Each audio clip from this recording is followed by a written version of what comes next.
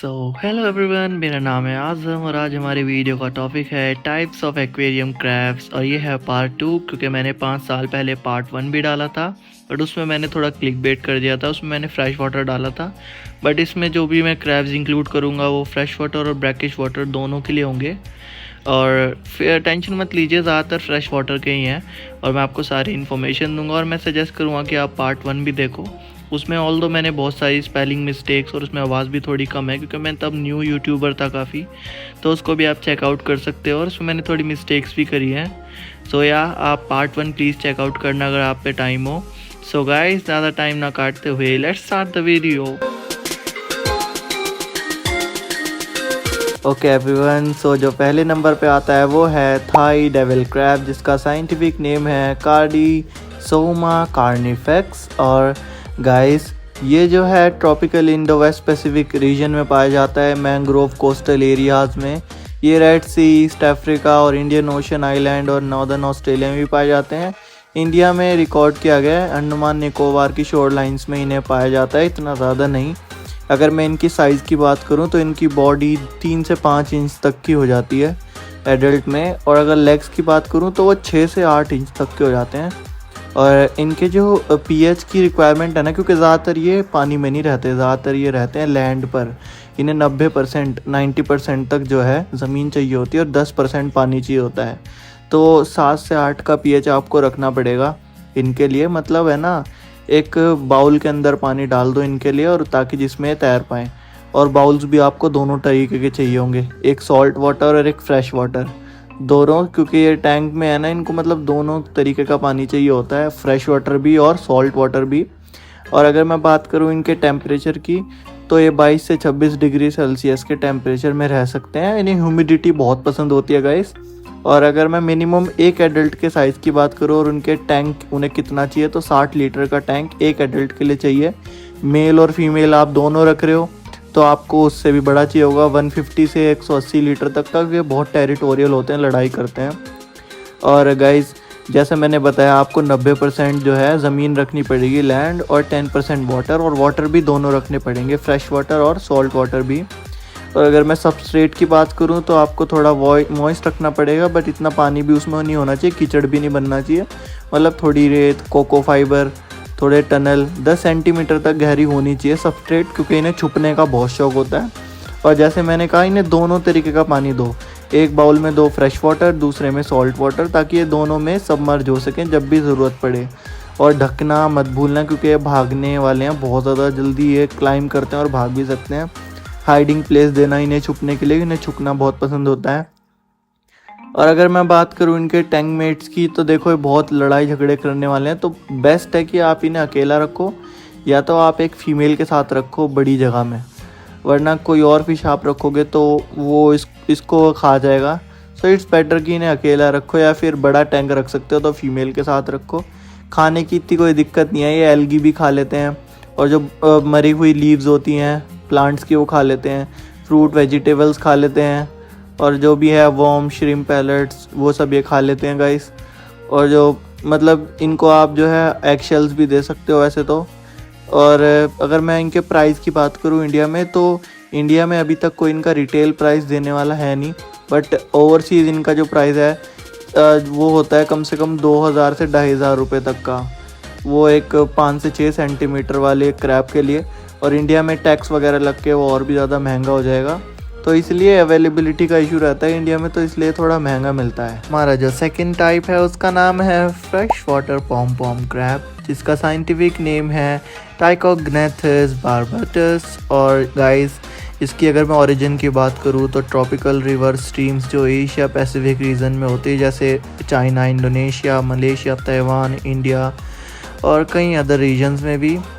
और कुछ हॉबीस्ट ये भी कहते हैं कि इन्हें थोड़ा बहुत जो है ब्रैकिश वाटर चाहिए होता है, मतलब पूरा 100% फ्रेश वाटर नहीं चाहिए होता, ब्रैकिश वाटर भी इनको चाहिए होता है। फ्रेश वाटर में रिस्क है, और ये जो है 1 इंच तक बड़े हो सकते हैं। और इनकी लेग स्पैन की मैं बात करूँ तो वो थोड़ा और बड़ा हो जाता है, बट इतना नहीं है, और बहुत स्मॉल होते हैं इनके legs as compared to other crabs. अगर वाटर पीएच की बात करें तो वो 6.2 से 7.2 तक का इनका वाटर पीएच होता है। गुड हेल्थ के लिए आपको ये रखना पड़ेगा। बट कुछ सोर्स ये भी कहते हैं कि 6.8 से 7.4 का वाटर pH भी अच्छा है।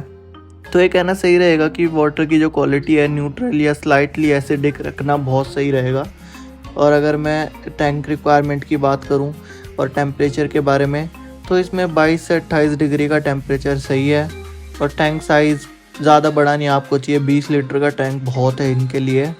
और गाइस अगर आप टैंक मेट उसमें डाल रहे हो तो आप कम से कम है ना थोड़ा और बड़ा रहना है। मतलब ये जो साइज़ मैं आपको बता रहा हूँ ये सिर्फ एक पेयर के लिए है। और अगर रिक्वायरमेंट टैंक की बताऊँ तो ये 100% एक्वेटिक है। मतलब ये थाई डेविल क्रैब की तरह नहीं है 90% लैंड 10% वाटर नहीं, जिसको सिर्फ पानी ही चाहिए। इनको सैंड पसंद होती है, स्मूथ सबस्ट्रेट जिसके अंदर ये मतलब छुप सके, उसके अंदर दब सकें। और इन्हें छुपना पसंद है, ड्रिफ्टवुड रॉक और प्लांट्स इनको बहुत पसंद है। ढकना मत भूलना क्योंकि ये भी छुप सकते हैं, एस्केप करने में बहुत माहिर होते हैं। बाकी आपको पानी की क्वालिटी अच्छी रखनी है और इनको आप छोटी स्मॉल पीसफुल मछलियों के साथ रख सकते हो, ऐसे टेट्रा डेनियो, जो इन पे अटैक ना करें। बाकी श्रिम्प और स्नेल भी आप कर सकते हो, बट थोड़ा रिस्क है बिकॉज अगर वो थोड़े स्मॉल और वीक हुए तो ये भी हमला कर सकता है। एग्रेसिव मछलियों को इग्नोर करना क्योंकि वो इन्हें अटैक कर सकती हैं। डाइट बिल्कुल ईजी है, ये कुछ भी खा लेते हैं, ओमनीवोरस होते हैं, जो बचा हुआ खाना होता है वो खा लेते हैं। Sinking pellets, algae wafers, vegetables, frozen foods, brine shrimp, blood worm सब ये खा लेते हैं। और इनका प्राइस इंडिया में अगर बात करूं तो इनका भी कोई रिलायबल प्राइस इंडिया में नहीं है। यूएस में $12 से $20 तक के होते हैं, मतलब 1000 से 2000 रुपये तक के। और इंडिया में टैक्स वैक लग के थोड़े और महंगे हो जाते हैं, तो 2 से 3000 रुपये आप मान के चलो। और थर्ड नंबर पे आता है थाई माइक्रो क्रैब, जिसको साइंटिफिकली बोला जाता है लिम्नोपिलोस नायनेत्री। और गाइस ये पाए जाते हैं थाचिन रिवर जो थाईलैंड में है।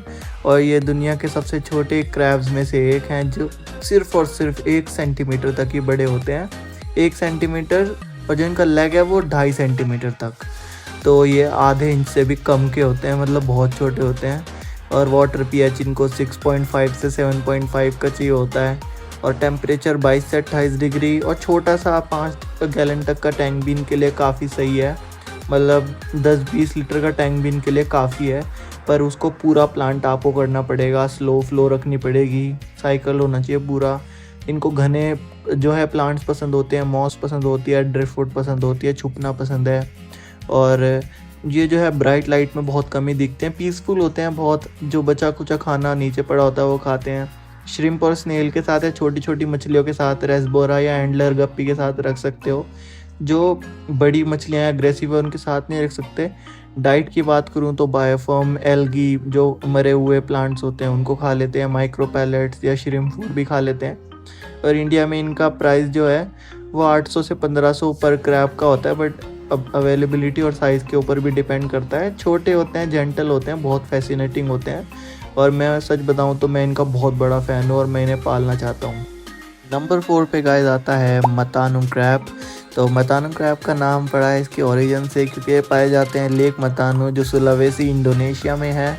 और ये ग्रो हो सकते हैं 7 से 12 सेंटीमीटर तक। इनके लेग की अगर मैं बात करूं और बॉडी की बात करूं तो 3 से 5 इंच जब ये एडल्ट होते हैं।